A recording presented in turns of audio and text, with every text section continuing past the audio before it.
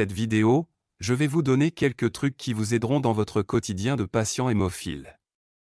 Cette vidéo comprend sport-activité, soins de santé, repérer un saignement. Sport-activité, bouger, c'est bon pour la santé, l'activité physique est recommandée aux hémophiles. Le sport permet de renforcer les muscles, les articulations et de les protéger des contusions de la vie de tous les jours. Une bonne façon d'améliorer sa qualité de vie. Avant de commencer, un examen physique peut s'avérer utile. En évaluant la souplesse de vos articulations, la stabilité de vos ligaments, votre force musculaire et votre état de santé général, votre médecin aura une meilleure idée des activités à vous conseiller. Prêt, si vous êtes physiquement préparé, que votre médecin a donné son accord et que vous êtes prêt à réagir rapidement aux premiers symptômes d'un saignement éventuel, allez-y. Il n'y a aucune raison pour que le sport ne fasse pas partie de votre vie. Les sports recommandés.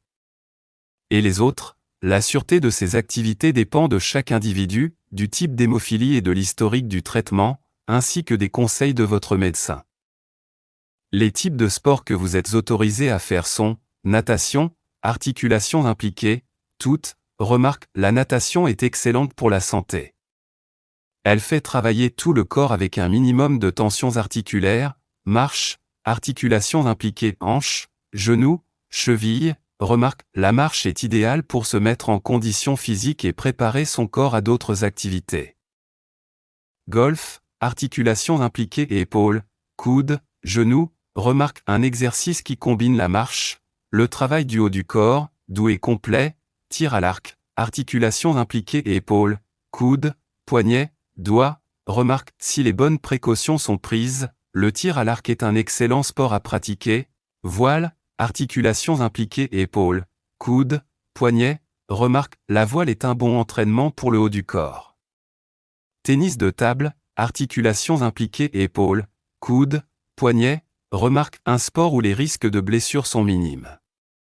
Les types de sports dont tu peux essayer sont athlétisme, articulations impliquées dépend des activités, remarque, l'athlétisme aide à développer la musculature, cyclisme, articulations impliquées hanches, chevilles, coudes, poignets, remarque, le cyclisme peut être pratiqué de manière régulière, sans trop forcer. Et toujours avec un casque et des vêtements de protection. Basketball, articulations impliquées et épaules, coudes, poignets, remarque, les dribbles, les tirs et les passes sont parfaits pour développer agilité et coordination. Mieux vaut éviter les pivots, les tirs en suspension et les matchs où l'esprit est à la compétition. Et surtout, n'ayez pas oublié les protections aux genoux et aux poignets. Football, articulations impliquées hanches, coudes, poignets, remarque, l'idéal est de le pratiquer pour le plaisir et entre amis. La pratique en club est trop intensive et comporte trop de dangers. Attention aux tacles et aux coups de tête qui peuvent provoquer blessures et hémorragie. Et n'oubliez pas de porter des protections.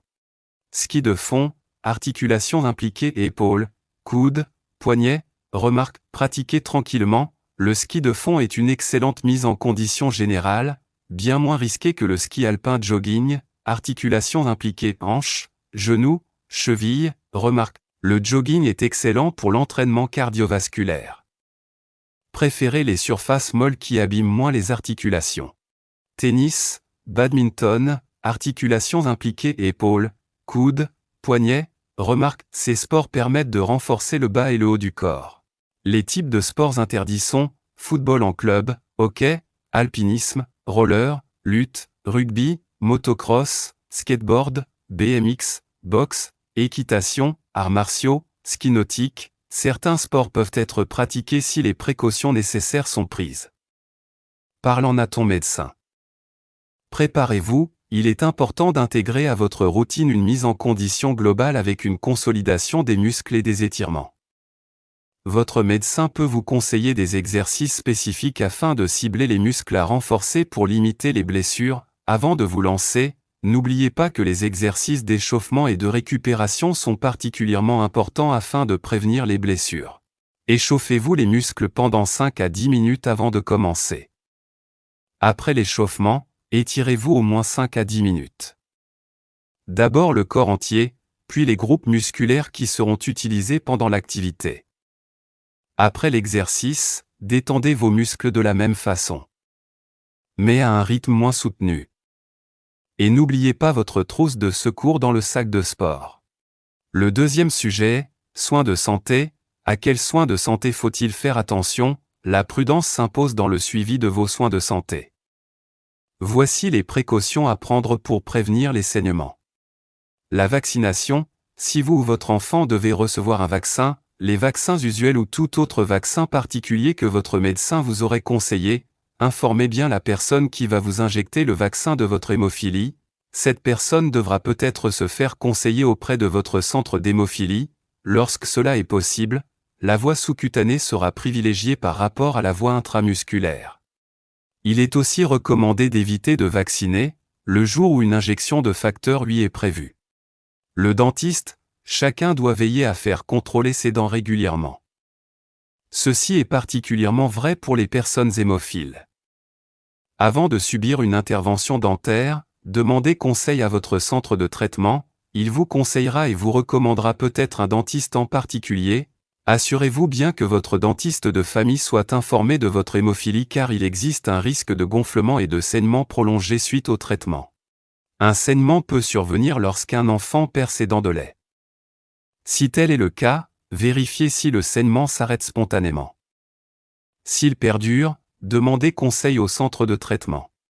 L'intervention chirurgicale, prévenez votre centre de traitement que vous ou votre enfant allez subir une intervention, il vous indiquera si un traitement est nécessaire avant et ou après l'intervention, informez l'équipe en charge de votre intervention de votre hémophilie, assurez-vous qu'elle contacte bien votre centre de traitement avant l'opération pour obtenir des conseils.